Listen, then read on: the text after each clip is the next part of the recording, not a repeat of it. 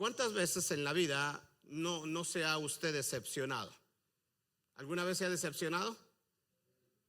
Y usted se decepciona porque probablemente usted tenía una promesa de alguien y probablemente esa promesa no se cumplió.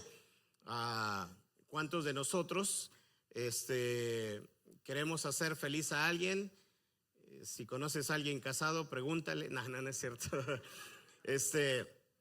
Pero hay veces las cosas no suceden de la manera como uno lo planea. O hay veces tienes un proyecto y en lugar de ganar pierdes y te decepcionas. Hay muchas maneras en la vida por la cual nosotros nos decepcionamos. El venir a los Estados Unidos pensabas que la vida era diferente, pero ya que estás acá te das cuenta que es pagar cada mes y como que dices, pues ¿cuándo voy a hacer dinero? Y en alguna manera hay veces te decepcionas. Hay muchas maneras en las cuales nosotros de una o de otra manera en el transcurso de la vida nos hemos decepcionado. ¿Cuántos de ustedes en su adolescencia probablemente se le declararon a una muchacha y esa muchacha les dijo que no? ¿Verdad? Y qué decepción, tú estabas bien segurito, dices, la traigo muerta, ¿verdad? Y resulta que nada, resulta que cuando te animaste, pues ya andaba con otro, ¿verdad? Muy tarde. Y te decepcionas. Pero de muchas maneras nosotros corremos esos riesgos. Déjame darte la receta para la cual tú nunca te vas a decepcionar. Y en este caso estoy hablando de Dios. Porque hay veces, aún a pesar de que nos suceden todas esas cosas en lo natural, en lo terrenal, en el mundo de los 5 sentidos, hay veces cuando venimos a la iglesia también nos decepcionamos. Nos decepcionamos por el mal testimonio de alguien, o por el mal testimonio de un pastor, o por el mal testimonio de los que están aquí al frente en la alabanza, o porque alguien se acercó y te dijo algo. Dios dice, Dios va a hacer, Dios te va a dar, Dios esto, Dios lo otro, y hay veces como que todo es paradójico, como que de todo lo que tú te dijeron que ibas a recibir, como que ves todo lo contrario. Y hay veces sucede que puede que te decepciones y digas, no vale la pena. Yo creo que Dios nada más escucha a tal, porque mira, a tal sí le va bien y parece que a él sí le va mejor. Y llegamos nosotros a decepcionarnos porque nosotros sabemos que Dios tiene el poder y probablemente quiere hacerlo, pero en nuestra vida no se ve reflejado lo que la palabra de Dios nos dice, o lo que nosotros sentimos que Dios ha hablado a nuestra vida, ya sea a través de la palabra o ya sea a través de la vida de alguien más. Entonces, esto de decepcionarse a veces de Dios sucede cuando nosotros estamos esperando algo. Quiero que veas el libro de Daniel, capítulo 1. Daniel, son varias revelaciones que él tiene. Una revelación mayor que Daniel tuvo fue la revelación de la venida del Mesías. Daniel, capítulo 10, versículo 1, dice: en el año 3 de Ciro, rey de Persia, fue revelada palabra a Daniel, llamado Belsasar. Y la palabra era, ¿cómo era la palabra? Ok, ¿está usted de acuerdo? Y dice, y el conflicto, ¿cómo era el conflicto? La palabra que él recibe, la Biblia dice, es verdadera, pero había un gran conflicto en ese momento. Dice, pero él comprendió, tuvo entendimiento, dijo, ya sé, comprendió. Dice, pero él comprendió la palabra y tuvo ¿qué? Inteligencia en la visión. Que Dios bendiga esta palabra, amén. El principio de la fe. Déjame hablarte de algo muy, pero muy importante. Entonces podemos ver aquí que la palabra fue verdadera. Él comprendió la palabra, tuvo inteligencia de la palabra, ¿sí? Y tuvo fe en esta visión. ¿Qué pasa cuando yo pongo mi fe y pongo mi esperanza en algo que yo siento que se me ha prometido? Entonces, pero a mi alrededor veo todo lo contrario. Lo primero que nosotros, tres cosas que tienes que conocer de aquí, tres cosas. Lo primero que tienes que entender es que la fe no consiste en creer en algo. Escúchalo, la fe no consiste en creer en algo, porque probablemente ese algo que tú estás esperando, a lo mejor no lo recibes. Y si no lo recibes, te vas a decepcionar. ¿No te ha pasado de que te han prometido algo y de repente no cumplen? ¿Qué sucede? ¿No te decepcionas? ¿No te duele? ¿No te molesta? Que de repente el supervisor dice, mira, espérate tantito, no renuncies, tú vas a ser el próximo o la próxima y te vamos a dar la posición de supervisor. Y dices, oh, está bueno. Pero pasa un mes, pasan 2 meses, tú ya por ahí, como buen cifrino y fifí, ya presumiste. Espérate a que sea supervisor y vas a ver patitas para afuera, ¿verdad? Tú ya corriste, tú ya contrataste, tú ya hiciste muchas cosas. Pero pasan 2 meses y no hay promoción, pasan 3 meses y no hay promoción. Y el que te prometió la promoción, de repente fue el que corrieron. ¿Qué pasa? Hombre, se fue la oportunidad, no te instalaron. ¿Qué sucede? ¿Te decepcionas, sí o no? Bueno, lo mismo nos puede suceder dentro de la iglesia. Por X motivo, por muchos motivos, ¿sí? Puede que nosotros nos decepcionemos y hay veces incluso hasta decepcionarte por Dios. Yo he escuchado gente que a veces dice, no, yo tengo fe en que va a pasar esto. No, yo tengo fe en que me lo va a dar. No, yo tengo fe en que voy a recibir. No, yo tengo fe en que voy a empezar. Yo tengo fe en que esto, ¿sí? El problema es que nosotros ponemos nuestra fe en algo. Y cuando ese algo no sucede, es entonces en donde nos decepcionamos. Es entonces en donde cuestionamos. Es entonces en donde decimos, bueno, pues ¿para qué sigo orando si no veo? Al contrario, veo todo lo contrario de lo que a mí me gustaría recibir. Entonces, el orar por algo es muy diferente a creer en algo. Orar por algo es muy diferente a creer en algo. Mira lo que dice Hebreos 11, versículo 13. Dice, conforme a la fe murieron todos estos sin haber recibido ¿qué? ¿Se les prometió algo a ellos, sí o no? ¿Lo recibieron, sí o no? ¿Y qué fue lo que pasó? Al contrario, se murieron. Dice, se murieron sin haber recibido lo prometido. Dice, sino mirándolo de lejos y creyéndolo y saludándolo y confesando que eran extranjeros y peregrinos, eso es muy importante, sobre esta tierra.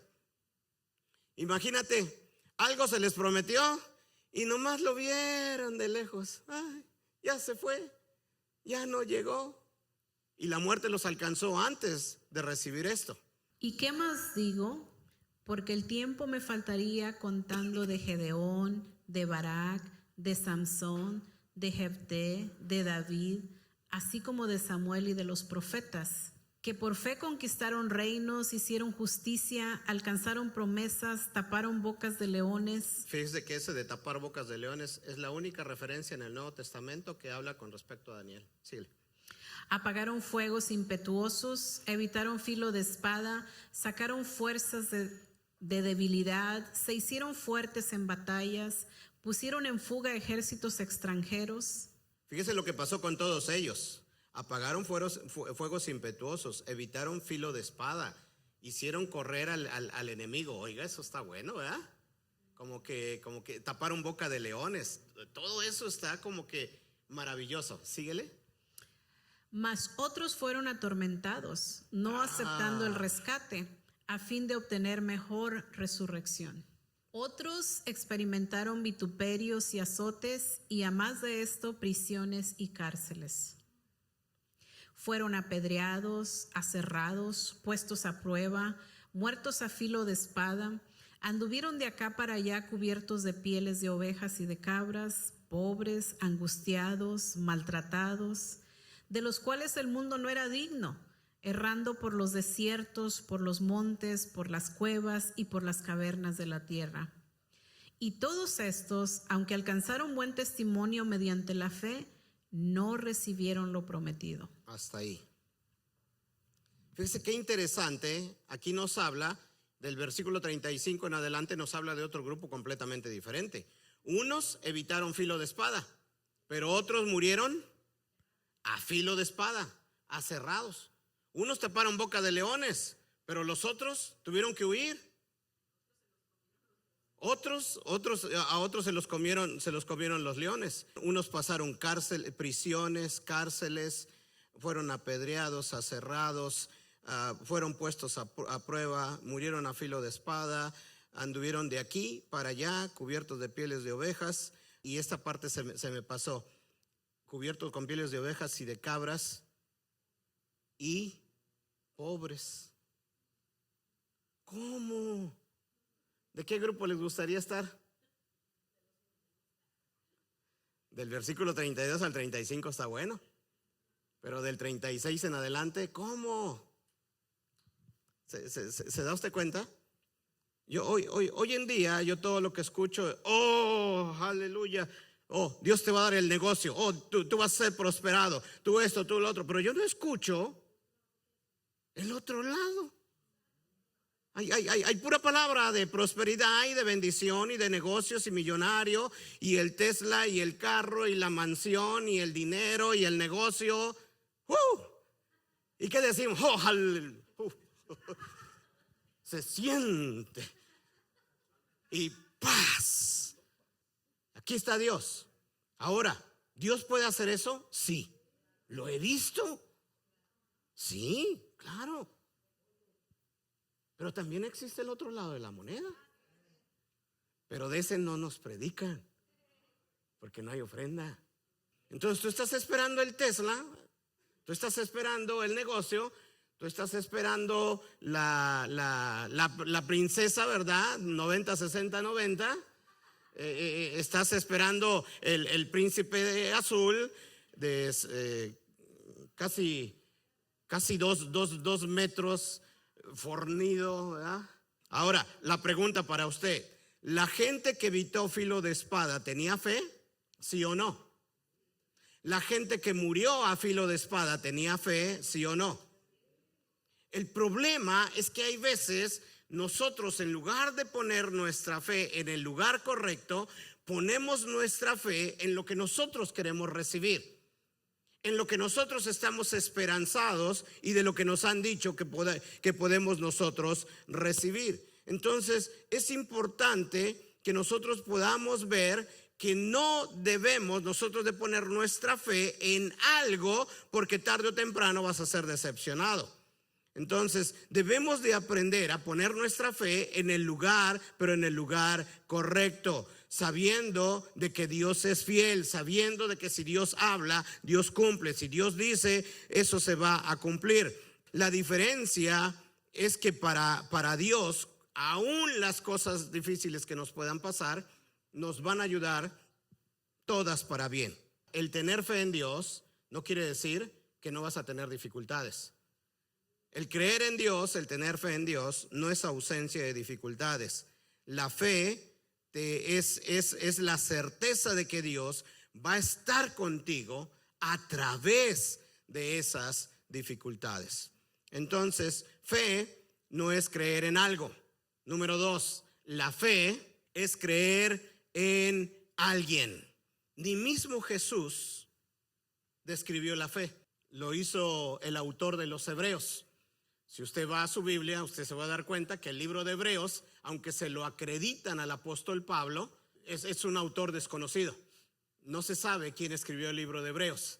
Hay ciertas características que en la manera en cómo escribe, no puede ser el apóstol Pablo, porque Pablo siempre en todas sus cartas, él se aseguraba de que la gente supiera que él era el que estaba escribiendo. Y hay otras cosas en su manera de redactar que nos hace ver que no fue el apóstol Pablo. Pero no fue Jesús el que describió la fe, fue alguien más. ¿Cuál es el versículo más conocido que nos puede a nosotros dar una apertura de entender qué es la fe. Hebreos 11:1. ¿Y qué dice Hebreos 11:1? ¿Quién se lo sabe de memoria? Es pues la fe, la certeza de lo que se espera, la convicción de lo que no se ve. ¿Sí está usted de acuerdo? ¿Sí? ¿Cuántos ya se sabían ese versículo? Levante la mano. Eso, es pues la fe, la certeza de lo que se espera, la convicción de lo que no se ve. Ahora yo le pregunto, ¿qué quiere decir eso?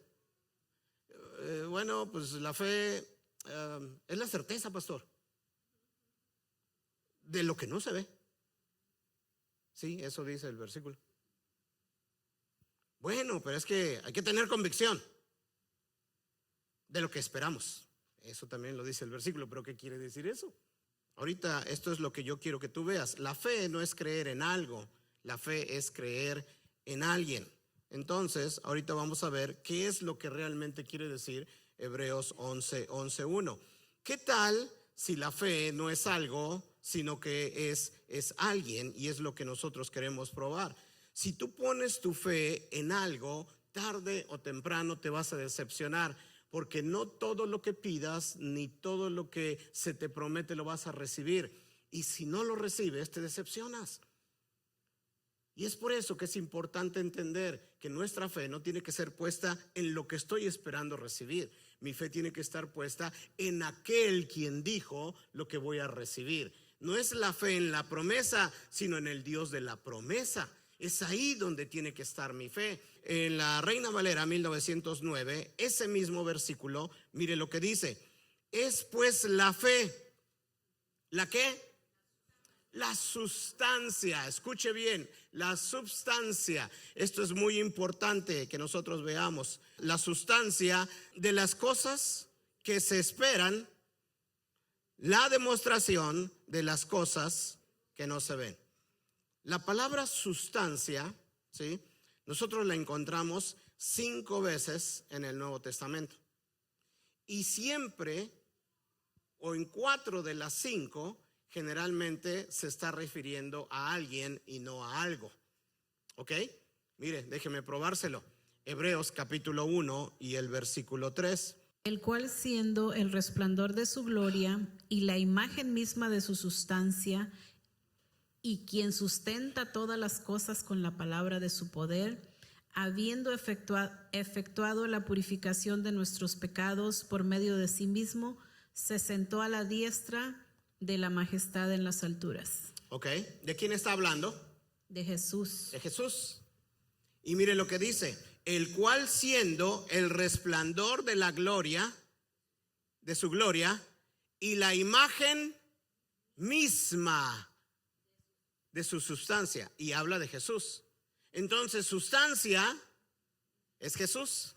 Hebreos nos dice, ¿qué es la sustancia? Dice, es pues la fe, la sustancia de lo que se espera, ¿sí? ¿Y cuál es esa sustancia? La sustancia es Jesús. Entonces, Hebreos 11:1 diría de esa manera, es pues la fe, Jesús, de lo que se espera. Ahora vamos a ver la palabra, la palabra convicción o demostración en este versículo, en la versión 1909. Si yo pusiera, y vamos a poner ahí la imagen de 2 de Timoteo 3:16, mire lo que dice: toda la escritura es inspirada por Dios y útil, ¿sí?, para enseñar, para redarguir, para corregir, para instruir en justicia. ¿En dónde usted ve la palabra Dios ahí? Yo sé que ahí dice la palabra inspirada por, pero en las otras palabras, ¿en dónde está Dios? ¿Quién es el que redarguye? ¿Quién es el que convence? Espíritu Santo. ¿Y el Espíritu Santo es Dios? La palabra redarguir en sus significados quiere decir reprender, argumentar y confrontar. Cuando Dios te redarguye, ¿sí?, Él a veces te reprende, te corrige en la manera, en las cosas que tú estás haciendo. Y tu argumento que tú tienes con Él, Dios, es que yo hice esto por esto. Él convierte tu argumento en lo que te va a juzgar. en lo que te va a simplemente a confrontar con ese tipo de cosas. Entonces, redarguir es la evidencia que Dios utiliza para que tú puedas ser convencido de las cosas que se esperan. Y esa palabra, evidencia, solamente la encontramos 3 veces en el Nuevo Testamento. Entonces, si Jesús es la certeza y Jesús es la evidencia, entonces la palabra de Dios es completamente, o la fe es completamente diferente a lo que nosotros imaginamos. Entonces Hebreos 11:1 se leería de la siguiente manera: es pues la fe, Jesús, de lo que se espera, Jesús, lo que no se ve. La fe no es algo, la fe es alguien. Ahora, no dejes de pedir algo.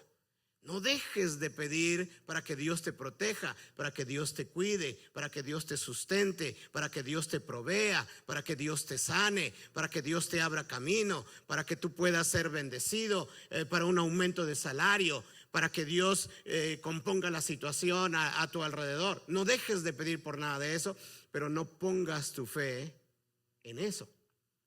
Pon tu fe en Dios. Porque hay muchas cosas que tú vas a pedir que no vas a recibir. No te puedo decir que siempre, pero hay ocasiones donde yo termino de orar.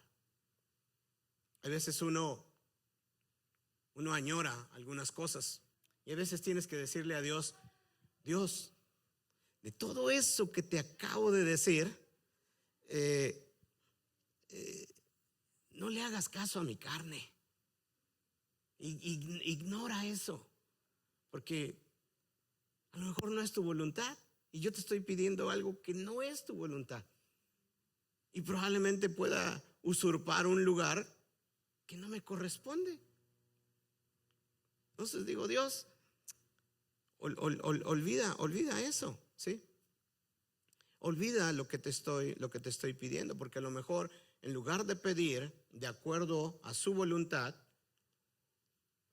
probablemente empiezo yo a pedirle de acuerdo a mi voluntad. ¿Sí está conmigo? Entonces la fe no es creer en algo, sino es creer en alguien, ¿sí? Creemos en Dios. Dios es bueno, Dios es poderoso, pero tengo que aprender a poner mi fe en el lugar correcto. Qué bonito es pedirle a Dios, pero agregarle lo que Jesús oró en el huerto de Getsemaní.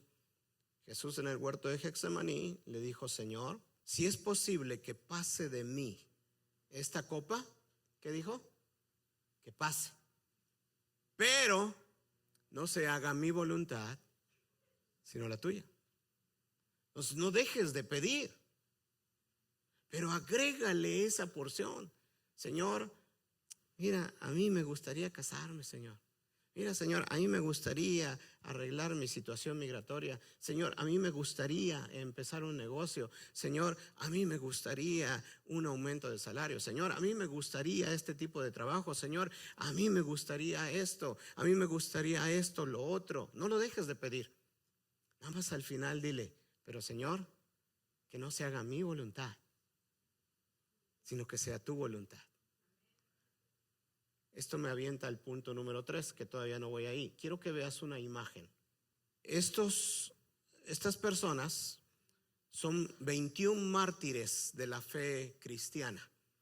Hace 10 años, en febrero, hace 10 años, del 2015, el grupo terrorista ISIS los secuestró y los tuvo cautivos a ellos. De todos estos son 21. 20 de ellos son egipcios. Uno de ellos, no recuerdo si era de Ghana o un país en África. Todos ellos estaban trabajando en Libia. Estaban tratando de trabajar y tener un mejor porvenir para sus familias. Y resulta que el grupo terrorista ISIS entra a esa ciudad. Ellos están ahí, los secuestra y se los lleva. Una cuestión en particular que tenían todos ellos es que todos ellos eran cristianos, se les llama coptos. Coptos es un idioma de Egipto que ellos nacen, tienen las mismas costumbres que la Iglesia Católica, practican la misma liturgia, pero ellos no se unieron en la Iglesia Católica. Son dos entidades completamente diferentes. Estas personas, usted puede ver la gran mayoría de los videos que sacó ISIS los quitaron porque son muy crueles. Ellos tenían una opción para no ser degollados, y la opción era negar su fe. Y ISIS les decía: niega tu fe, di que Alá es Dios, y dice, y te dejamos libre, no hay ningún problema. Si usted conoce o ha leído la historia o ha escuchado la historia, hay muchos videos en internet con respecto a ellos, usted se puede dar cuenta de que ninguno de ellos renunció a su fe. ¿Tú qué crees que es lo que más querían ellos? Si estuvieras en una situación así, ¿no te gustaría abrazar a tus hijos? ¿No te gustaría despedirte de ellos? ¿No te gustaría que tu Dios te librara y regresaras a casa? Es por eso que tu fe no la pones en algo, la pones en alguien. Para mí, y a lo mejor es fácil porque vivo aquí en Estados Unidos el decirlo, pero para mí qué honor sería morir así, manteniendo tu fe hasta el final, no importando lo que venga. Aquí nos detiene un partido de fútbol, nos detiene el amor, nos detiene un tiempo y medio. ¿Qué será cuando vengan tiempos así? Es por eso que a nuestros hijos tenemos que prepararlos bien en la fe, porque los días no se van a poner mejor, los días se van a poner peor. Punto número 3. Yo les decía, la tercera, que la semana pasada, una de las promesas de Dios es que hay promesas atemporales. ¿Qué quiero decir con eso?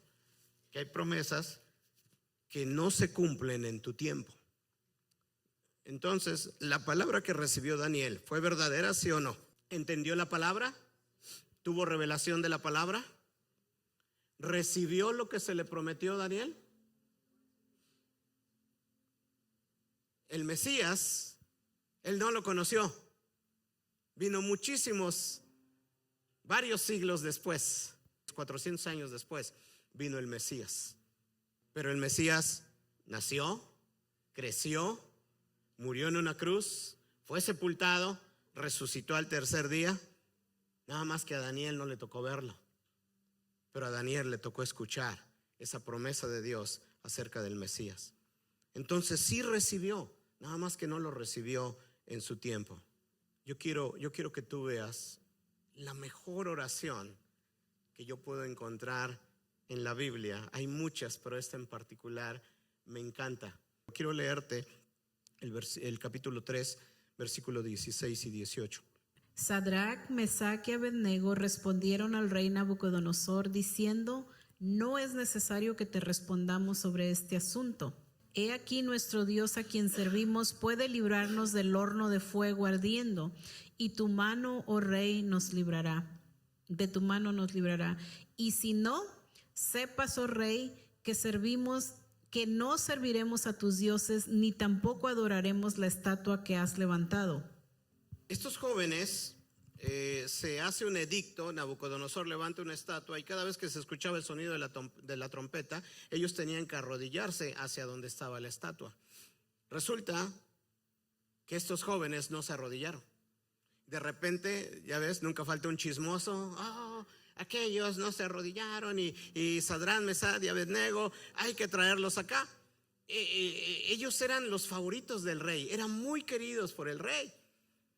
Pero me encanta en el versículo 17 la interacción que tienen ellos con el rey. El rey va con ellos y le dicen: he aquí nuestro Dios a quien servimos puede librarnos del horno de fuego ardiendo y de tu mano, oh rey. ¿Tenían fe? ¿Cuál era su fe? ¿Que Dios los iba a librar? ¿Sí? El castigo para aquellos que no se arrodillaran era echarlos al horno de fuego ardiendo. Ese era el castigo, no había otra opción. Entonces ellos estando ahí en ese lugar, el rey va y les dice, yo quiero imaginarme al rey diciéndoles, ¿qué te cuesta? Nada más arrodíllate y ya. No hay ningún problema, ya para que no te tenga yo que echar ahí, porque si el rey dijo, el rey decretó, el rey cumple lo que está diciendo. Entonces dice, no te preocupes, rey, no nos vamos a arrodillar delante de ti. Dios nos puede librar de ese horno y de tu mano, oh rey. Y me encanta lo que dice, cómo empieza el versículo 18. ¿Y qué dice? Y si no, hay muchos que los critican y dicen, ahí dudaron. No dudaron. Dice, y si no, ni aún así me voy a arrodillar delante de ti. El que vive de rodillas delante de Dios puede vivir parado delante de los hombres. Y eso es lo que a nosotros nos corresponde. Porque vamos a enfrentar una que otra dificultad en la vida. Puede ser enfermedad, puede ser muchas otras cosas que pueden venir a nuestra vida. Pero eso no va a ser el motivo para negar nuestra fe. Porque mi fe no está en lo que yo espero recibir. Mi fe no está en lo que yo estoy pidiendo. Mi fe está en ese Dios creador de los cielos y la tierra. El Dios que hace posible lo imposible. Al Dios que no se le escapa nada, al Dios que dice que somos la niña de sus ojos, el Dios que tiene cuidado de nosotros, el Dios que alimenta las aves de los cielos. ¿Cómo no nos va a alimentar a nosotros? Que viste a los lirios de los campos, ¿cómo no nos va a vestir a nosotros? El Dios todopoderoso, el Dios creador de los cielos y de la tierra. Y hay una promesa que Él nos da en Isaías 42 y el versículo 2. Cuando pases por las aguas, yo estaré contigo, y si por los ríos, no te anegarán. Cuando pases por el fuego, no te quemarás, ni la llama arderá en ti. Eso es fe. Eso es fe. Creer que aún en medio de las dificultades y de los problemas, ¿sí?, Dios nos va a librar de todo eso. Y si no, aún con todo y eso, no voy a negar a Dios. Tengo que permanecer hasta el final. Hasta el final. El que perseverare hasta el último, ¿sí?, este será salvo. Qué importante, iglesia, es que nosotros perseveremos hasta el final. Entonces, concluyo con esto. Si quieres nunca decepcionarte de Dios, aprende a poner tu fe en el lugar correcto. No en algo, sino en alguien. Y Hebreos 11:1 terminaría de esta manera. Es pues la fe, Jesús, lo que se espera, Jesús, lo que no se ve. Eso es la fe. Y si tú pones tu fe ahí, déjame decirte, jamás vas a ser decepcionado.